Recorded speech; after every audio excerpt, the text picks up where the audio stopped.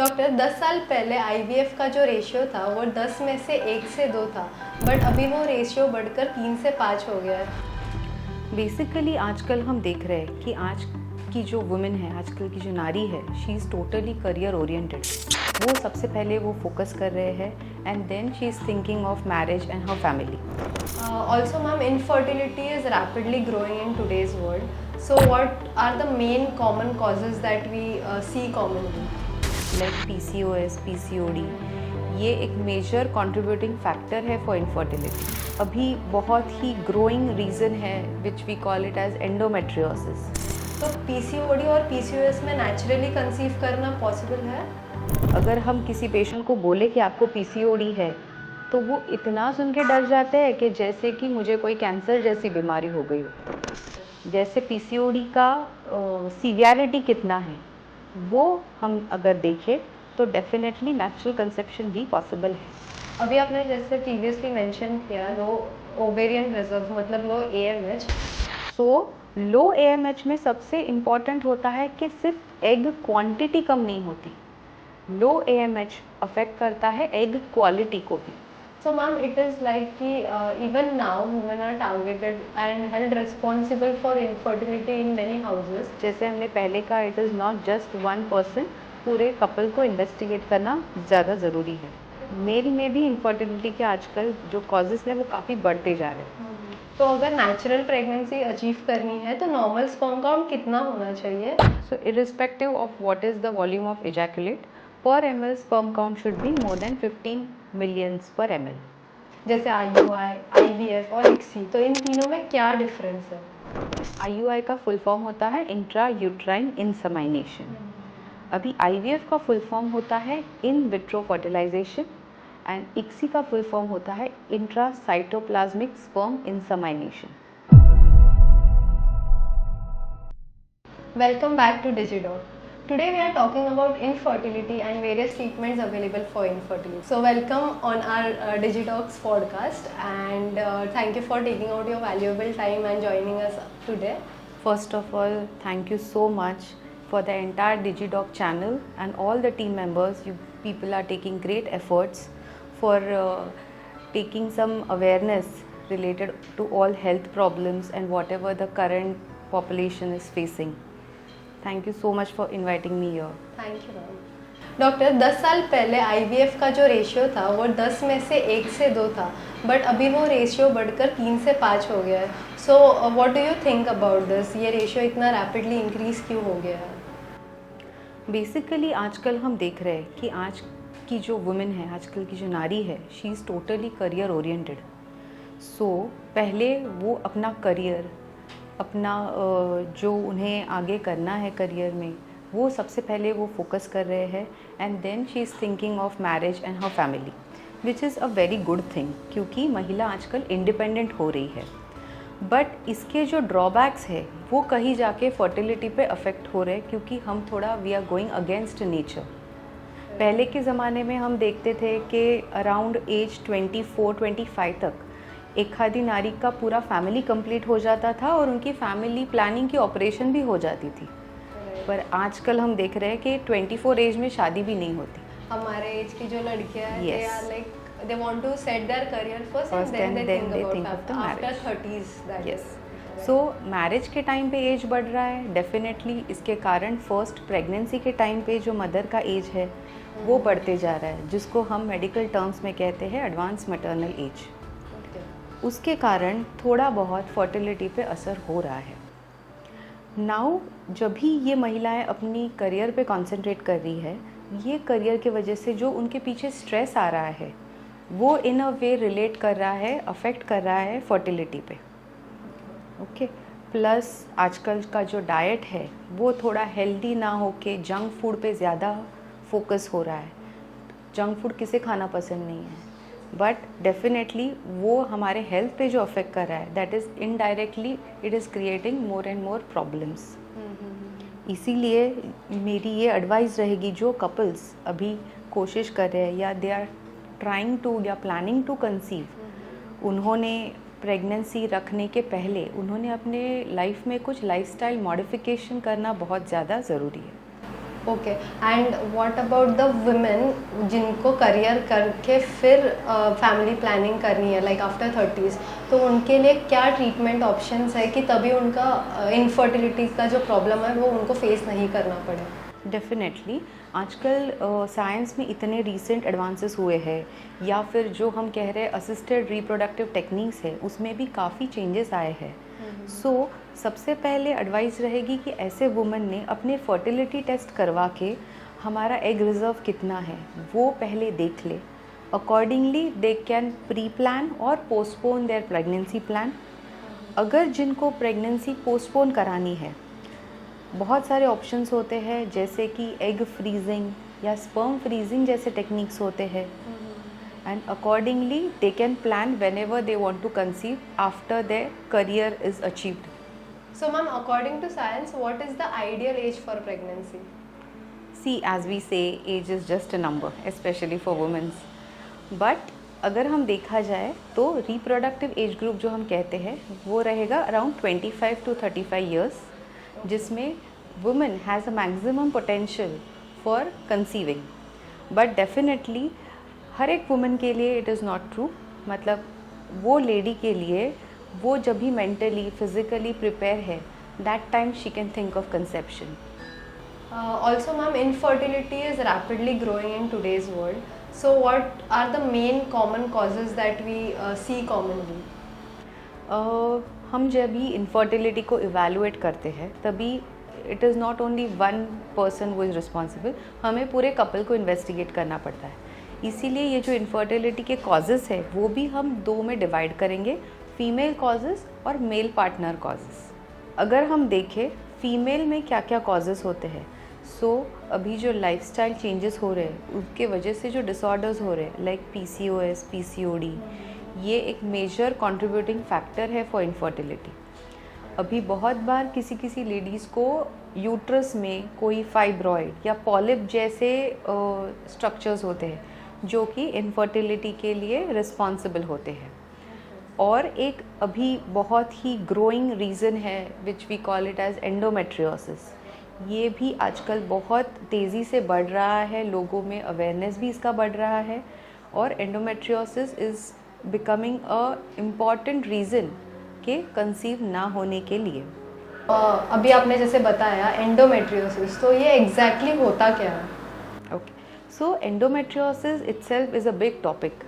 अगर मैं उसको ब्रीफ में या शॉर्ट में बताना चाहूँ तो एंडोमेट्रियम जो होता है, जो एक इनर लाइनिंग है ऑफ द यूट्रस, ये नेचुरली सिर्फ यूट्रस के अंदर ही होना चाहिए।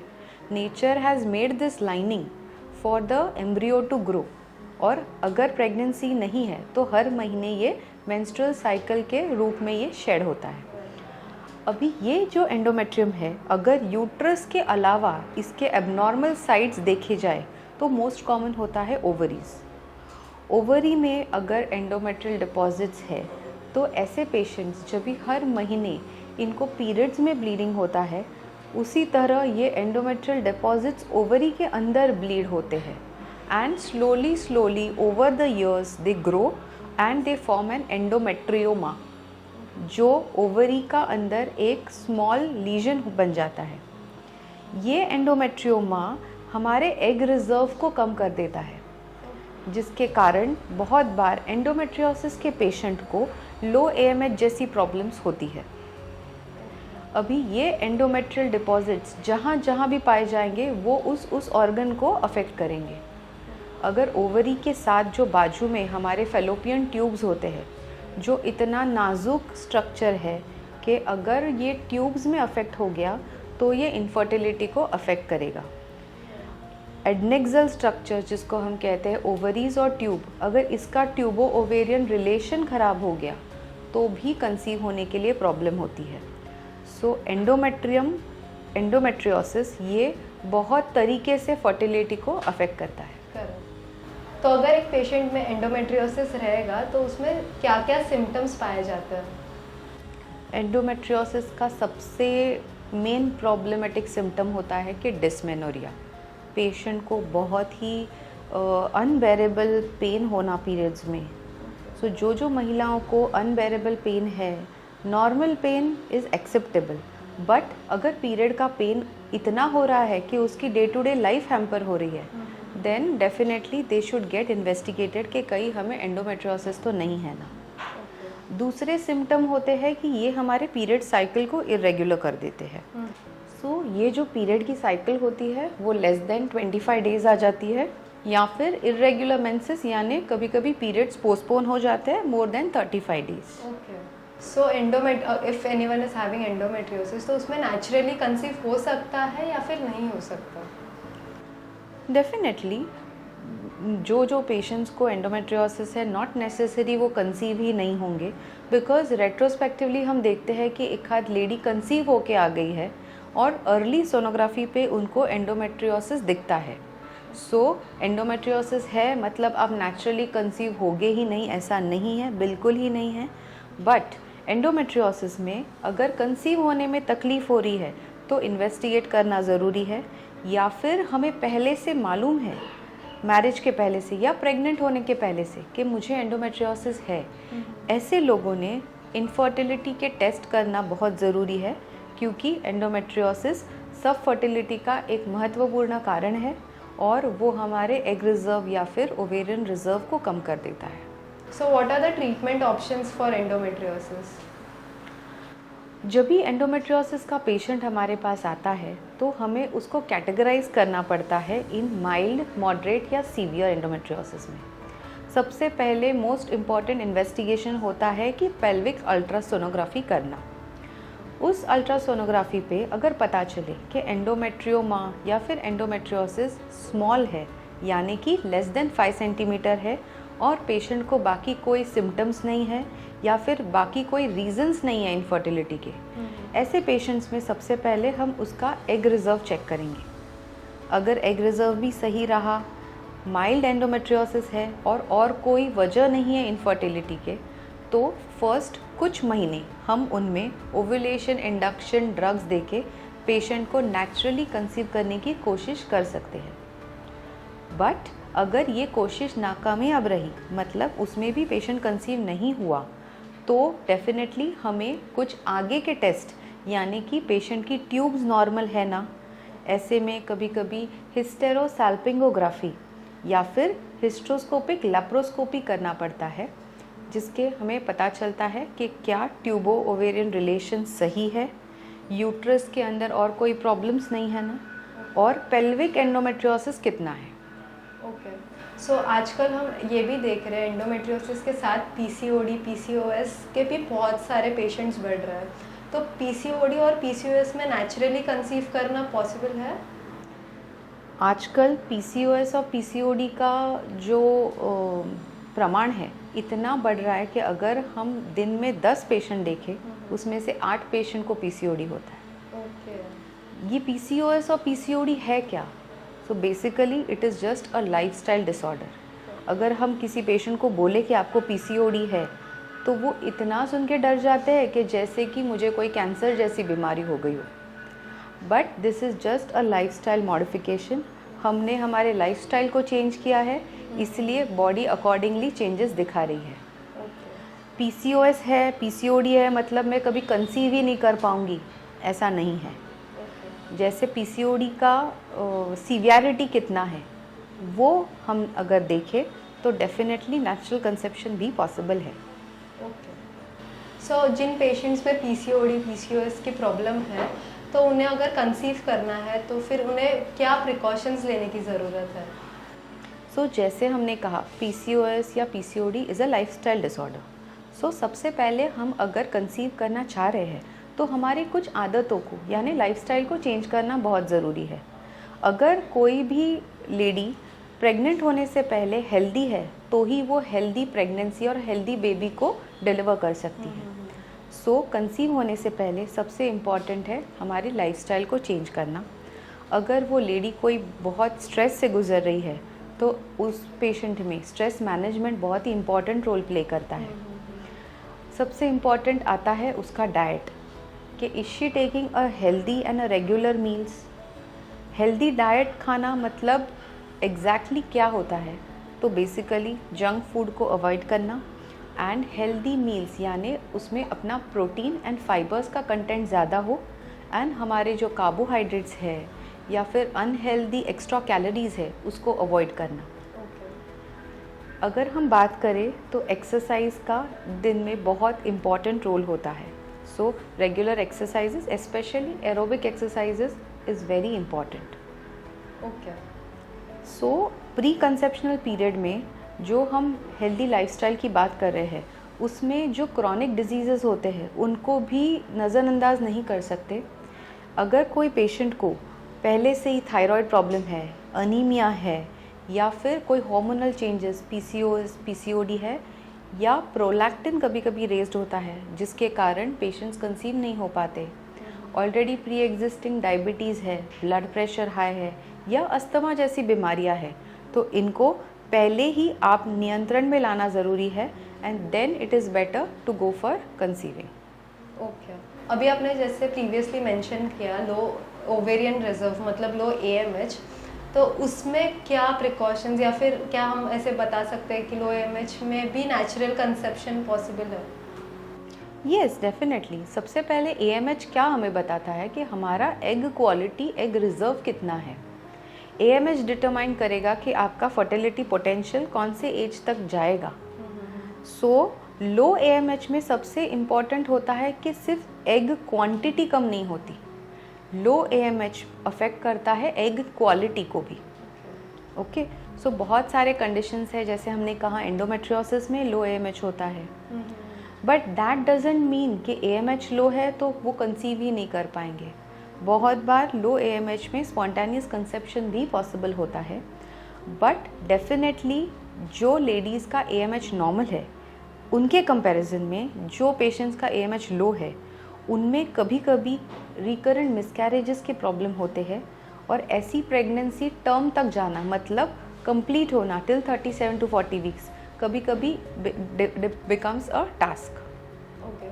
So what precautions these patients can take after they know that they are pregnant with endometriosis or they are pregnant with low AMH for a healthy pregnancy? So definitely low AMH पे हमारे lifestyle normal होना बहुत ज़्यादा ज़रूरी है।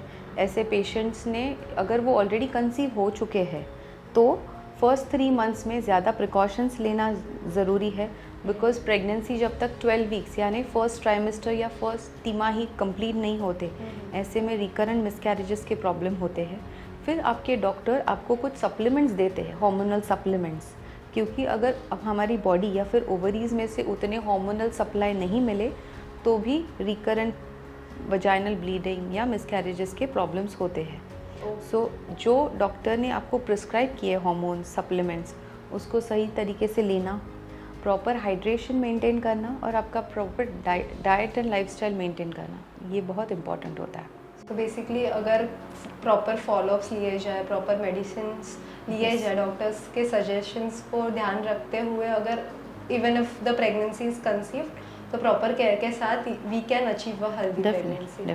Okay. So ma'am, it is like कि even now women are targeted and held responsible for infertility in many houses, but ये awareness create करना बहुत ज़रूरी है कि male infertility is also a reason of not conceiving.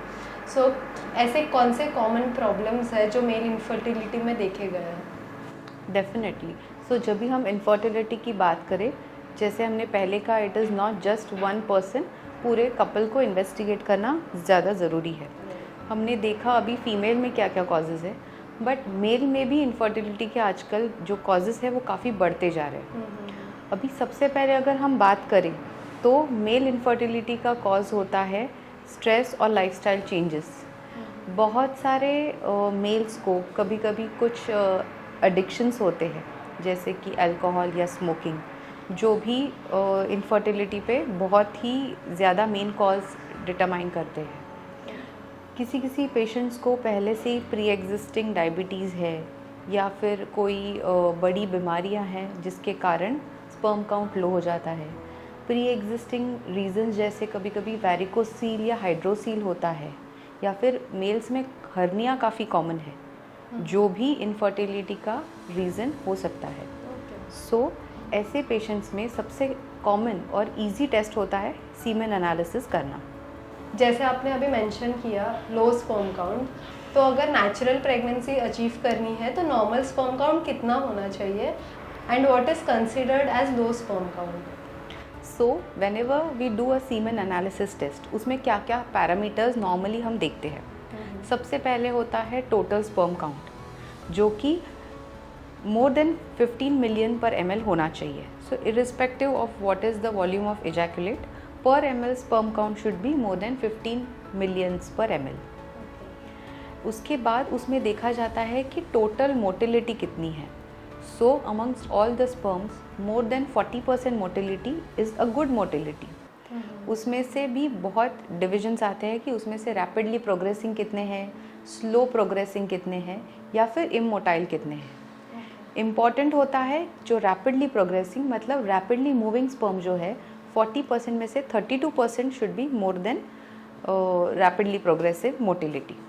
And जब भी हम देखें स्पर्म को हेड टू टेल तक, जो स्पर्म के डिविजन्स होते हैं, जैसे कि हेड पीस रहता है, नेक होता है, मिड पीस रहता है एंड टेल होता है, इसमें पूरी हेड टू टेल मॉर्फोलॉजी जो है वो अगर मोर देन 4% है, then we call it as a normal semen analysis.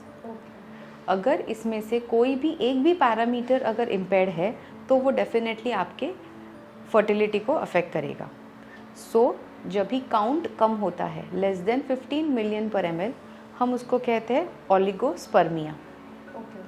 जब भी मोटिलिटी अफेक्ट करती है तभी हम उसको कहते हैं एस्थेनोस्पर्मिया। एंड जब भी मॉर्फोलॉजी अफेक्ट होती है तभी इसको कहते हैं टेराटोजूस्पर्मिया। एंड कोई कोई पेशेंट्स में ये इंडिविजुअली अफेक्टेड रहता है, कोई कोई पेशेंट्स में इसमें से एक से ज़्यादा रीजंस भी हो सकते हैं। एंड मोस्ट सीवियर फॉर्म को कहा जाता है ओलेगो एस्थेनो टेराटोजूस्पर्मिया, जिसमें सारे पैरामीटर्स अफेक्टेड है। तो डॉक्टर, अगर किसी में लो काउंट डायग्नोज हुआ है तो ऐसा कुछ होम रेमेडीज है क्या जिससे नॉर्मल स्पर्म काउंट अचीव हो सकता है? Yes, definitely. सो अगर काउंट किसी का लो आ रहा है तो सबसे पहले उसका बेसलाइन कॉज हमें पता करना बहुत ज़रूरी है कि वो पेशेंट को ऑलरेडी कुछ डायबिटीज़ है, ब्लड प्रेशर है, या फिर ऑलरेडी उनको कोई सब्सटेंस एडिक्शन है, जैसे कि अल्कोहल स्मोकिंग की वजह से भी काउंट्स काफ़ी लो हो जाते हैं। किसी किसी में कोई ऑक्यूपेशनल हज़ार्ड्स के कारण काउंट्स लो होते हैं, क्योंकि अगर आपका जो वर्किंग प्लेस है वो अगर हॉट टेम्परेचर में है, या फिर बहुत जनों को आदत होती है कि अपने लैपटॉप जो है अपने लैप पे काफ़ी देर रख के वो काम करते हैं। सो स्पर्म्स जो है वो हाई टेम्परेचर पे वो सर्वाइव नहीं कर पाते। सो लो काउंट्स की एक्चुअल वजह क्या है वो पता होना ज़रूरी है। अकॉर्डिंगली हम उनको कहते हैं कि कोई होम रेमेडीज़ है जिससे आप इसको इम्प्रूव कर सकते हो, बेटर कर सकते हो। सो अगर आपका स्लीप पैटर्न नॉर्मल नहीं है, बहुत लोगों को नाइट शिफ्ट्स होते हैं, सो उसके कारण आपकी स्लीप पैटर्न नॉर्मल करना ज़रूरी है। Again healthy lifestyle, healthy diet और रेगुलर एक्सरसाइज, इसको कोई अल्टरनेटिव नहीं है। They are very very important in your day to day life. And आपके जो बेसलाइन डिसऑर्डर्स है जैसे डायबिटीज़, ब्लड प्रेशर, इसको कंट्रोल करना ज़रूरी है। ये जैसे ही कंट्रोल पे आ जाएंगे ऑटोमेटिकली आपका जो स्पर्म काउंट है वो इम्प्रूव होता है। ना कि सिर्फ काउंट इम्प्रूव होता है बट स्पर्म क्वालिटी भी इम्प्रूव होती है, सीमेन वॉल्यूम इम्प्रूव होता है। और इसी होम रेमेडीज़ के साथ अगर हम कुछ ऐसी चीज़ें लें जिनमें जिंक या फिर सेलेनियम सप्लीमेंट्स होते हैं, एंड एंटीऑक्सीडेंट्स का भी काफ़ी ज़्यादा रोल है सीमेन क्वालिटी, क्वांटिटी और स्पर्म क्वालिटी को इम्प्रूव करने में।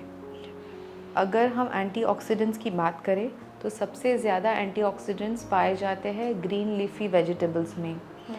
जो हमारे सीजनल फ्रूट्स है जैसे कि सिट्रस फ्रूट्स, ऑरेंजेस, बनाना, इनमें भी काफ़ी एंटीऑक्सीडेंट्स की मात्रा पाई जाती है।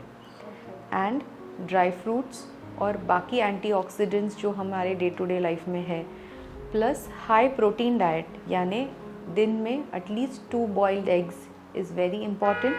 एंड बाकी भी लीन मीट या चिकन खाना, इसके कारण सीमेन पे या स्पर्म क्वालिटी क्वांटिटी पे अच्छा असर होता है। Okay, but also with that they should avoid, जो आपने पहले मेंशन किया, अगर we are keeping laptop on our laps, definitely ये आदतें बदलनी बहुत ज़रूरी है। डेफिनेटली। तो अगर हम बात करें इनफर्टिलिटी के ट्रीटमेंट ऑप्शंस की, जैसे IUI, IVF और ICSI, तो इन तीनों में क्या डिफरेंस है? सो असिस्टेड रिप्रोडक्टिव टेक्निक, जिसको हम कहते हैं ART, इसमें काफ़ी सारे ऑप्शंस है, जैसे कि IUI है, IVF है या फिर ICSI है। बट ये सारी चीज़ें है क्या और किसको लगेगी, ये बेसिकली हमें प्राइमरीली हिस्ट्री, इवैल्यूएशन और इन्वेस्टिगेशंस पे ही पता कर सकते हैं कि कौन से कपल को कौन से टेक्निक से बेनिफिट होगा। To start with, what is IUI and who is the right candidate for IUI? So IUI हम किसे कहते हैं? IUI का फुल फॉर्म होता है इंट्रा यूट्राइन इंसेमिनेशन। IUI के हम कौन से पेशेंट्स में कंसिडर करेंगे? जिनको हमने नेचुरली कंसीव होने के ऑलरेडी ऑप्शंस दे चुके हैं, वो ऑलरेडी नेचुरली कंसीव करने के लिए ट्राई कर चुके हैं, पर फिर भी प्रेगनेंसी अचीव नहीं हुई है, और जिनमें इनफर्टिलिटी का मेन कॉज होता है मेल इनफर्टिलिटी। ऐसे पेशेंट्स में या फिर ऐसे कपल्स में हम IUI के लिए एडवाइस करते हैं। अभी ये IUI होता क्या है? अगर किसी पेशेंट या कपल का हम 1 महीने में IUI प्लान करते हैं, सो उस पेशेंट में फीमेल पार्टनर के लिए हम सेकेंड डे ऑफ पीरियड से हम उस पेशेंट का फॉलिकल स्टडी यानी फॉलिकल मॉनिटरिंग करना शुरू कर देते हैं। IUI में जनरली अगर 1 से ज़्यादा फॉलिकल्स है तो डेफिनेटली IUI में कंसीव करने के चांसेस बढ़ जाते हैं, जिसके कारण हमें वो पेशेंट्स को ओव्यूलेशन इंडक्शन ड्रग्स शुरू करने पड़ते हैं डे 2 ऑफ पीरियड से। डे 9 या डे 10 ऑफ पीरियड से हम देखते हैं कि कौन से एग्स एक्चुअली मैच्योर हो रहे हैं, और ये फॉलिकल्स सर्टेन साइज अचीव होने के बाद हम उनको एक ओव्यूलेशन ट्रिगर के लिए एक इंजेक्शन देते हैं, जिसके कारण ओव्यूलेशन होना एक्सपेक्टेड होता है। उस पेशेंट का जब भी ओव्यूलेशन हम एंटिसिपेट करते हैं, उस दिन या फिर उसके पहले प्री ओव्यूलेशन या फिर पोस्ट ओव्यूलेशन IUI प्लान किया जाता है। IUI के दिन दोनों हस्बैंड वाइफ को क्लिनिक बुलाया जाता है एंड सीमेन सैंपल पे कुछ आवर्स का प्रोसेसिंग होता है, जिसमें से जो भी सेल्यूलर डेब्रिस है या फिर अनवांटेड चीज़ें हैं उनसे सेपरेट किया जाता है, और अच्छे क्वालिटी स्पर्म्स को एक मीडिया में लेके हम वजाइना में नहीं बल्कि यूट्रस के अंदर नियर द फंडस वो स्पर्म्स को रिलीज़ किया जाता है, जिसके कारण स्पर्म का जो ट्रैवलिंग पाथ है वो कम हो जाए और स्पर्म्स इजीली एग तक पहुंच पाए। ये जो IUI प्रोसेस है, this is 1 step ahead of natural conception and 1 step before of IVF और ICSI। तो मैम IVF और ICSI में क्या डिफरेंस रहता है? सो जो पेशेंट्स पहले IUI से कंसीव नहीं हो पाए, उनकी अगली स्टेप होती है IVF या फिर ICSI। अभी IVF का फुल फॉर्म होता है in vitro fertilization and ICSI का फुल फॉर्म होता है इंट्रासाइटोप्लाज्मिक स्पर्म इंसेमिनेशन। इसमें एक माइन्यूट डिफरेंस होता है IVF और ICSI में। दोनों ही पेशेंट्स में हमें डे 2 ऑफ पीरियड से पेशेंट को इन्वेस्टिगेट करना और फॉलिकल स्टडी करना शुरू करना पड़ता है। ये पेशेंट्स को अप्रॉक्सीमेटली 10 to 12 डेज़ के डेली इंजेक्शंस पे डाला जाता है, जिसके कारण उनमें सुपर ओव्यूलेशन यानी 2 से ज़्यादा जितने पॉसिबल हो उतने एग्स क्रिएट करना, सो दैट हमें एक ही साइकिल में मैक्सिमम एग्स या एम्ब्रियोज मिल पाए।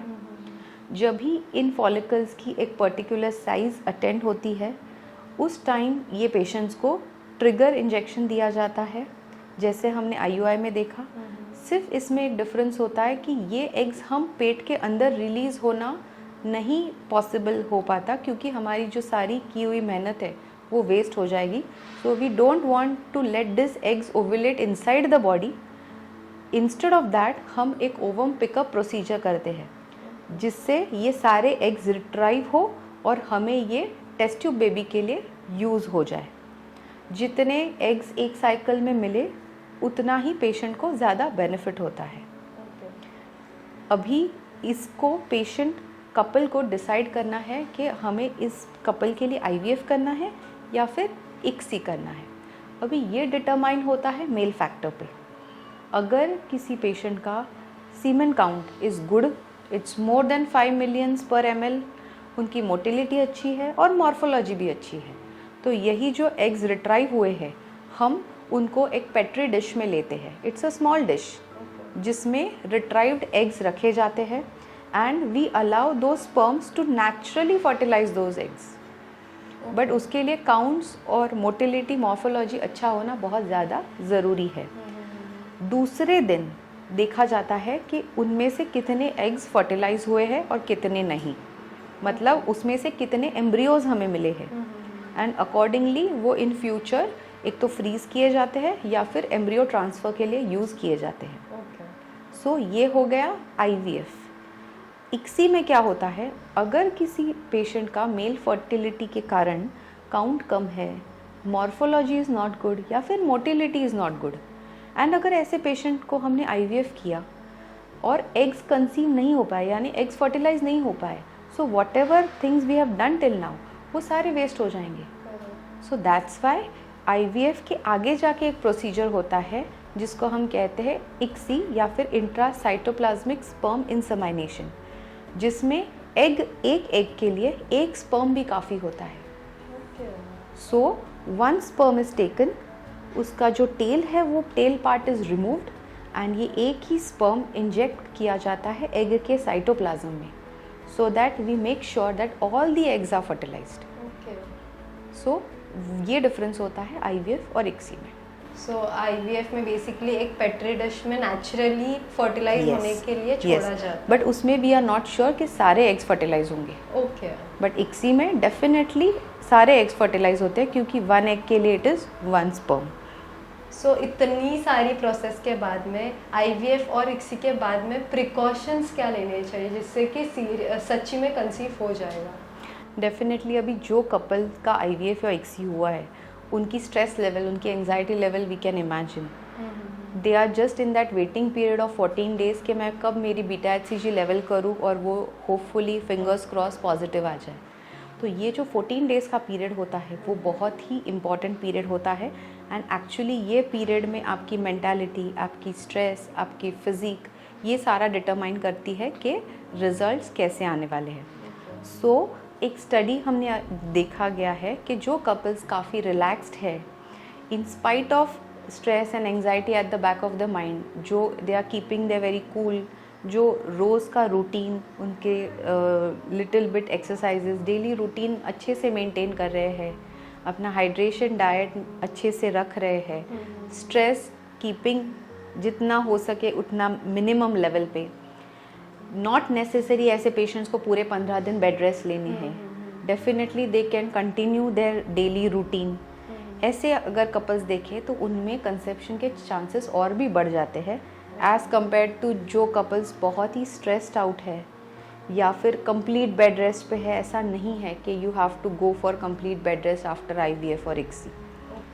एंड डेफिनेटली जो भी मेडिकेशंस, जो सप्लीमेंट्स आपके डॉक्टर ने, आपके गायनेकोलॉजिस्ट ने प्रिस्क्राइब की है उसको टाइम पे लेना बहुत ज़रूरी है। ये मेडिकेशंस में आते हैं आपके मेनली हार्मोनल सप्लीमेंट्स जो कि टैबलेट्स या फिर इंजेक्टेबल्स या फिर वजाइनल पेसरी के फॉर्म में रहते हैं एंड कोई ब्लड थिनर एजेंट्स रहते हैं जैसे कि टैबलेट इकोस्प्रिन है या फिर कोई हेपारिन इंजेक्शंस पे होता है। तो उसके टाइमिंग्स प्रॉपर्ली मेंटेन करना, डोज को मिस नहीं करना एंड प्रॉपर्ली दिए गए एडवाइस को फॉलो करना। सो अगर इतना भी करेंगे तो फिर भी ये सफिशेंट हो जाता है and then just wait for your beta HCG levels. Okay. और आपने जब भी ऐसे बताया कि आप अपने डेली रूटीन्स जो है वो प्रॉपर्ली फॉलो कर सकते हो। If anyone is like having a habit of doing heavy workouts in gym, तो उनको वो कंटिन्यू करना चाहिए वो 14 डेज़ में और they should avoid? Not necessary, don't go for heavy workout, but let's not go for extreme deviations like complete bed rest लेना या फिर हैवी एक्सरसाइज करना है। Keeping the range to the deviation to the minimum, daily routine follow कर सकते हैं, regular exercise कर सकते हैं लाइक वॉकिंग या फिर upper body yoga and lower body stretching कर सकते हैं, बट डेफिनेटली एक्सर्शन या हैवी एक्सरसाइज करना अवॉइड करें तो बेटर रहेगा। ओके। तो ये 14 डेज़ के बाद में अगर प्रेगनेंसी टेस्ट पॉजिटिव आता है तो obviously it is a good news, but उनका क्या, जिनका IVF साइकिल फेल हो जाता है, उन्हें क्या करना चाहिए? What should be there next step? So definitely ये IVF या ICSI जो प्रोसीजर्स है, दीज आर नॉट 100% रिजल्ट्स। इसके जो सक्सेस रेट है ये centre to centre and patient to patient vary करते हैं, क्योंकि ये किसी एक फैक्टर पे नहीं बट मल्टीपल फैक्टर्स पे डिपेंडेंट होते हैं कि पेशेंट का AMH कितना था, एग क्वालिटी कैसा था, उसे PCOD था या लो AMH था। अगर मेल फैक्टर्स पे देखे जाए तो क्वालिटी क्वांटिटी अच्छा है ना, मोटिलिटी अच्छा है। So it all depends on multiple factors. अगर किसी पेशेंट के फर्स्ट साइकिल IVF पॉजिटिव आता है तो nothing like it, but unfortunately अगर ये बीटा HCG नेगेटिव आता है तो आपको निराश नहीं होना है। नॉट नेसेसरी कि एक बार ऐसे हुआ इसका मतलब आप कभी कंसीव ही नहीं कर पाओगे। So you have to stay motivated. आपका जो रेगुलर एक्सरसाइज, डाइट है, लाइफस्टाइल चेंज है, इसको बिल्कुल ही नहीं चेंज करना है। एंड आपकी गायनेकोलॉजिस्ट से एडवाइस लेके you can plan further plan of action and accordingly you can go for it. Okay. Also with this, I wanted to ask कि what is the cost of IVF in India? या so basically अगर IVF की cost की हम बात करें तो that is a major factor. बहुत सारे couples going for IVF they have to think पहले हम physically, mentally and most important is financially whether we are ready for IVF और नॉट। सो ये IVF का कॉस्ट इतना ज़्यादा क्यों होता है? सबसे पहले अगर ये हम जान लें तो it is better to understand things. IVF में बहुत सारी चीज़ें रोल प्ले करती है। सबसे पहले इम्पॉर्टेंट होते हैं उसके इंजेक्शंस। ये जो हार्मोनल इंजेक्शंस होते हैं ये हमें डे 2 ऑफ पीरियड से स्टार्ट करने पड़ते हैं, जो कि लगभग 10 या 12 दिन तक चलते हैं। ये जो इंजेक्शंस है वही मेजर कॉस्ट को ऐड करते हैं। Then comes to the ovum pickup procedure. Ovum pickup procedure जो है वो एक पेनफुल प्रोसीजर है, इसीलिए इसको विदाउट एनेस्थीसिया करना नेक्स्ट टू इम्पॉसिबल है। इसलिए इसको एक शॉर्ट जनरल एनेस्थीसिया में किए जाते हैं।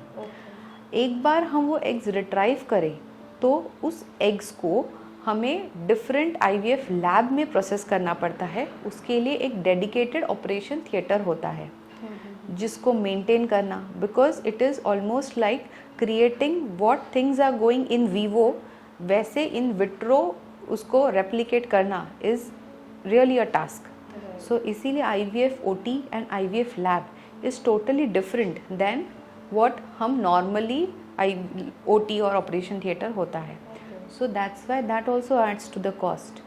देन कोई एम्ब्रियोलॉजिस्ट जो डॉक्टर्स होते हैं वो एग्जैक्टली क्या रोल प्ले करते हैं। सो जब भी एक गायनेकोलॉजिस्ट एग्स रिट्रीव करके they, then the embryologist role comes in play. They deal with the eggs and the sperms. They actually do the fertilization process. और जो सबसे ज़्यादा बेस्ट एम्ब्रियोज जो होते हैं वो हमें देते हैं, which we go for the embryo transfer. So ये सारे प्रोसेस के वजह से IVF का जो कॉस्ट है वो बढ़ जाता है। नाउ IVF का cost is not the same, it is changing from place to place and centre to centre. So accordingly, before going for any procedure, it is better we discuss the same with our gynecologist or the infertility expert. Then also, what is the price range in India or in Pune? So in Pune या फिर in India या फिर metro cities की अगर हम बात करें तो it differs from approximately 1.5 lakhs to 3 lakhs तक। बट वो भी मैटर करता है कि पेशेंट पहले साइकिल में कंसीव होता है या नहीं। अगर कंसीव फर्स्ट साइकिल में नहीं हो पाया तो उनको एग फ्रीजिंग के लिए जाना पड़ता है। अभी ये जो एग फ्रीजिंग की प्रोसीजर है वो सेंटर टू सेंटर डिफ़र करती है कि आपको एग फ्रीजिंग 6 मंथ्स के लिए रखना है या फिर 2 इयर्स के लिए रखना है या फिर लॉन्ग लाइफ 20 इयर्स के लिए रखना है। So that how the cost will change. ये जो एग फ्रीजिंग की बात है जो हम लोगों ने अभी इनिशियली भी डिस्कस करी है, तो what is exactly egg freezing और किन को एग फ्रीजिंग करवाना चाहिए? सो सबसे इम्पॉर्टेंट होता है जो IVF ट्रीटमेंट ले रहे हैं, हमारा रोल होता है कि एक ही प्रोसीजर में जो हमने ओवम पिकअप की जैसी प्रोसीजर की है उसमें मैक्सिमम टू मैक्सिमम एग्स अगर रिट्राइव कर सके, सो जो एम्ब्रियोज़ है they are easy to freeze. So वो पेशेंट को सारे इंजेक्शंस एंड पेनफुल प्रोसीजर से बार बार ना जाना पड़े, उसके कारण हम मैक्सिमम एम्ब्रियोज़ उनके लेके फ्रीज़ कर सकते हैं। ये एक ग्रुप ऑफ पेशेंट्स हुए. Now there are few patients who are unmarried, जो जिनका मैरिज नहीं हुआ है but they have some chronic illness. Those patients who are on anti cancer treatment, जो जिनके एग पोटेंशियल्स या फिर एग रिजर्व ऐसे ट्रीटमेंट के कारण कम हो सकते हैं. So before marriage only these patients can go for egg freezing, ताकि उनकी पूरी ट्रीटमेंट होने के बाद वो जब भी प्रेगनेंसी या फैमिली प्लान करना चाहे they can use those healthy eggs जो हमने ट्रीटमेंट करने से पहले ही रिजर्व करके रखे थे. और नाउ यू सेड दैट कि we can freeze it till 20 years. Yes. तो 20 इयर्स तक ही फ्रीज होता है कि if it can be freeze more for a longer period too? Egg freezing से बेटर होता है embryo freezing. Embryos are more stable as compare to eggs. So अगर married women है जिनका पार्टनर फिक्स्ड है, we advise them for embryo freezing. But definitely अगर कोई unmarried lady है तो उनमें हम एग फ्रीजिंग ही ऑप्शन एडवाइजेबल होता है. And embryos can be frozen for quite a long period, like kind of 20 years or something. Just to add on ma'am, अगर 14 डेज के बाद IVF साइकिल के बाद प्रेगनेंसी पॉजिटिव आती है एंड अर्ली प्रेगनेंसी में ब्लीडिंग अगर आप फेस कर रहे हो, तो what can be the causes of that? So early pregnancy bleeding जो हम कहते हैं वो बहुत उसके डिफरेंट कॉजेज़ हैं. सबसे important and most common cause is implantation bleeding. So हम सारे IVF कंसीव्ड पेशेंट्स को कहते हैं कि ब्लीडिंग स्पॉटिंग हुआ तो वो बहुत बार डर जाते हैं. सो इम्प्लांटेशन ब्लीडिंग एक ऐसी चीज़ है जिसमें एम्ब्रियो ट्रांसफ़र होने के बाद जो यूट्रस के वॉल्व को आके चिपक जाता है, उसके कारण वहाँ पे जो थोड़े से ब्लड वेसल्स होते हैं वो वहाँ पे ब्लीड होते हैं, जिसके कारण पेशेंट कभी पिंकिश या फिर ब्राउनिश डिस्चार्ज कंप्लेन करते हैं. Okay, so this bleeding could This be is a- spotting, not actual bleeding like Yes. this. So that can be normal and it is quite safe. Definitely इसको बढ़ना नहीं चाहिए.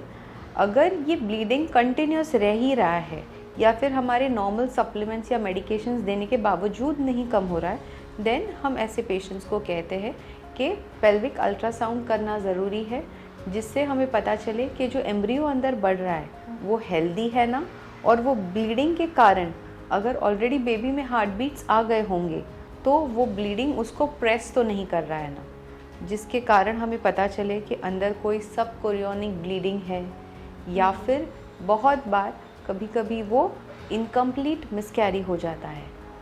सो हर बार sonography करके check करना बहुत ज़रूरी होता है कि ब्लीडिंग होने के बावजूद बेबी के हार्ट बीट सही है या नहीं. बहुत बार हम देखते हैं कि IVF प्रेगनेंसी में मल्टीपल प्रेगनेंसीज जैसे कि ट्विन प्रेगनेंसी बहुत ही कॉमन है. सो ट्विन प्रेगनेंसी में भी ब्लीडिंग होना इज़ अ कॉमन सिम्टम जो पेशेंट्स लेके आते हैं. ऐसे में भी सेम रूल अप्लाइज.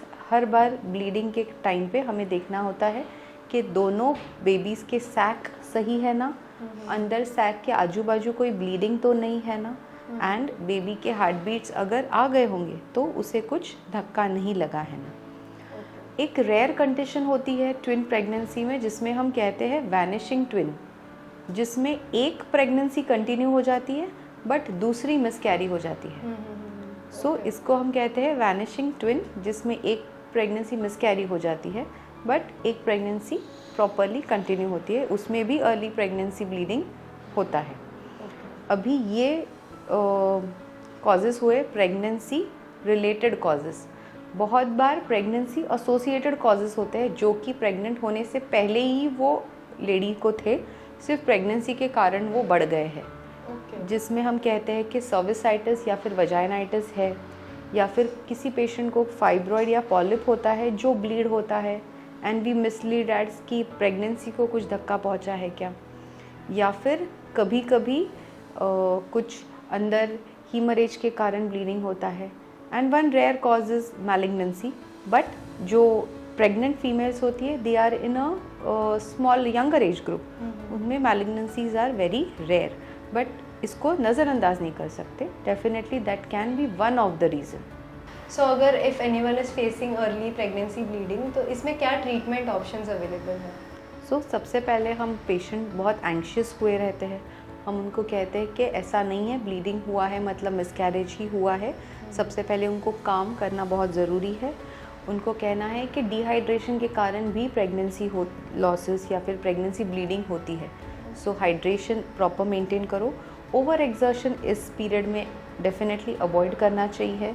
पेशेंट को कहा जाता है कि आप मैक्सिमम रेस्ट लो एंड एज अ डॉक्टर हम उनको कुछ हार्मोनल सप्लीमेंट शुरू कर देते हैं, कोई ब्लड क्लॉटिंग फैक्टर्स जैसे मेडिसिन शुरू कर देते हैं। एंड अगर आप IVF कंसीव्ड है तो आपके डॉक्टर आपको एडवाइस करेंगे जो ब्लड थिनिंग एजेंट्स है जैसे इकोस्प्रिन और हेपारिन, इनको कुछ दिन के लिए डॉक्टर एडवाइस के साथ वो होल्ड किए जाते हैं। एंड जैसे ही ये ब्लीडिंग स्टॉप हो जाए आपको डॉक्टर बताएंगे कि इसको रीस्टार्ट कब करना है। और ये डेफिनेटली इसमें ज़रूरी है देखना कि बेबी की हार्ट बीट्स हर बार सही है या नहीं, क्योंकि ये अल्ट्रासाउंड पे ही पता चलता है। पेट के ऊपर से इसको पता करना बहुत ही मुश्किल है, ऑलमोस्ट नेक्स्ट टू इम्पॉसिबल है, इसलिए ये अल्ट्रासाउंड डायग्नोसिस ही होता है। Also ma'am, to add on, ectopic pregnancy भी आजकल बहुत कॉमनली देखा जा रहा है and it could be life threatening. तो ये कितना डेंजरस है and who is at risk of getting ectopic pregnancy? So ectopic pregnancy सबसे पहले होता क्या है? जो नॉर्मली नेचर ने ऑर्गन दिया है प्रेगनेंसी के लिए वो है यूट्रस, बट किसी किसी पेशेंट्स में ये प्रेगनेंसी जो फर्टिलाइज होती है फेलोपियन ट्यूब में वो यूट्रस तक नहीं आ पाती और वो ट्यूब में ही ग्रो होना शुरू कर देती है। जो यूट्रस के बाजू में जो फेलोपियन ट्यूब या फिर हम कहेंगे गर्भ नलिका जो है उसमें ये प्रेगनेंसी रह के ग्रो होना शुरू कर देती है। सो ऐसे पेशेंट्स में प्रेगनेंसी टेस्ट कभी कभी फेंट पॉजिटिव भी आता है। सो ऐसे पेशेंट्स को हमें बहुत क्लोजली मॉनिटर करना पड़ता है। उनके बीटा HCG लेवल्स को बहुत क्लोजली ध्यान से मॉनिटर करना पड़ता है। एंड सोनोग्राफी पे सबसे पहले पता चलता है कि प्रेगनेंसी का लोकेशन क्या है। अगर प्रेगनेंसी की लोकेशन यूट्रस में ना दिखे पर फिर भी बीटा HCG पॉजिटिव है, सो ये सबसे बहुत ही इम्पॉर्टेंट वार्निंग साइन है कि ये पेशेंट को एक्टोपिक तो नहीं है ना। अभी ये एक्टोपिक प्रेगनेंसी ये लाइफ थ्रेटनिंग क्यों होती है? क्योंकि ये pregnancy to some extent fallopian tubes में ग्रो होंगी, बट बियॉन्ड सर्टेन लिमिट ये फेलोपियन ट्यूब स्ट्रेच नहीं हो पाते।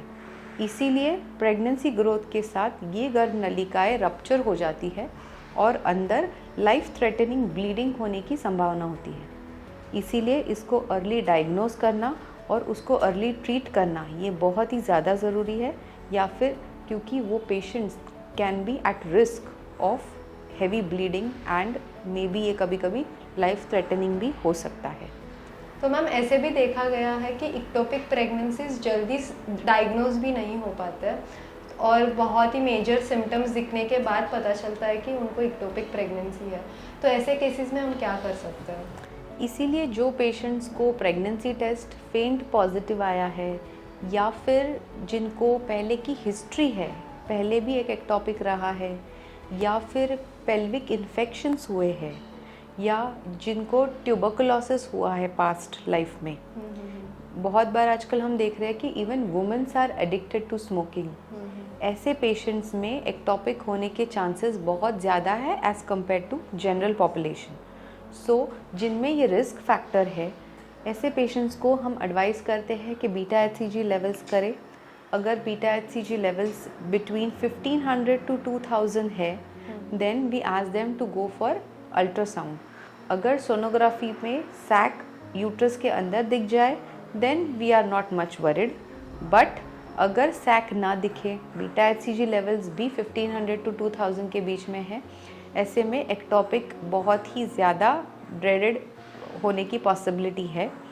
ऐसे पेशेंट्स को रेगुलर बीटा HCG लेवल्स से मॉनिटर करें और अल्ट्रासाउंड पे जैसे ही एक्टोपिक प्रेगनेंसी दिखे उसको जल्दी से जल्दी ट्रीट करना बहुत ज़्यादा ज़रूरी है।